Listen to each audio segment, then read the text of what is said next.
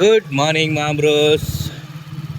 ఎంత గురువారం పొద్దున స్టార్ట్. టైం వచ్చి 5 బాగా అవుతుంది. ఇంకా స్టార్ట్ స్టార్ట్ చేస్తున్నా.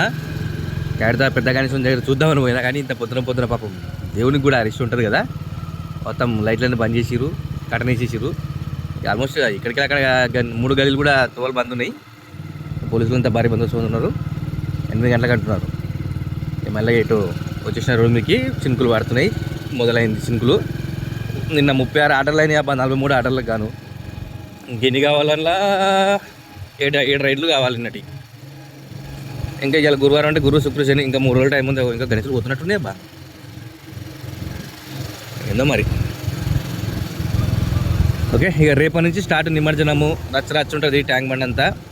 మెల్లగా జారుతుంటుంది. ఇంకో విషయం, రాత్రి పాపం నిన్న మొన్న బాగా వర్షాలు పడ్డాయి అబ్బా. నిజాం సాగర్ డ్యామ్ మొత్తం నిండిపోయింది. నిజాం సాగరు ఆ పోచారం డ్యామ్కి అయితే గండి పడ్డదంట చిన్నది.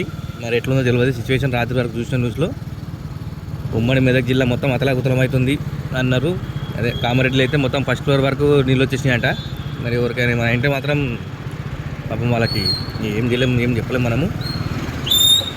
జాగ్రత్త ఉండండి అబ్బా. అందరూ లోతట్టు ప్రాంతాలు ఉన్న వాళ్ళు కొంచెం చూసుకోండి. మీ చుట్టుపక్కల వాళ్ళు హైదరాబాద్లో బతకనికి వచ్చిన వాళ్ళు ఊర్లో పండి కొంచెం ఫోన్లు చేసి కనుక్కోండి.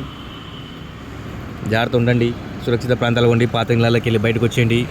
ఉంటాయి కదా స్కూళ్ళు, గుళ్ళు, మసీదులకు వచ్చి ఉండండి. రాత్రిళ్ళు భయపడకండి, టెన్షన్ తీసుకోకండి. ఎట్లయినా కలెక్టరు వాళ్ళు వీళ్ళంతా హెల్ప్ లైన్లు పెడతారు కాబట్టి ఎమర్జెన్సీ ఉంటే వాళ్ళకి చేయండి. ముందు అయితే దానికంటే ముందు చుట్టుపక్కలతో కాంటాక్ట్లో ఉండండి. కరెంట్ ఉండదు కాబట్టి ఫోన్లు ఛార్జింగ్లు ఉంటాయి కాబట్టి జాగ్రత్తగా ఉండండి, చూసుకోండి. ఓకే, ఇంత మించి మనం జాగ్రత్తలు చెప్పడం తప్ప ఇంకేం చేయగలుగుతాం.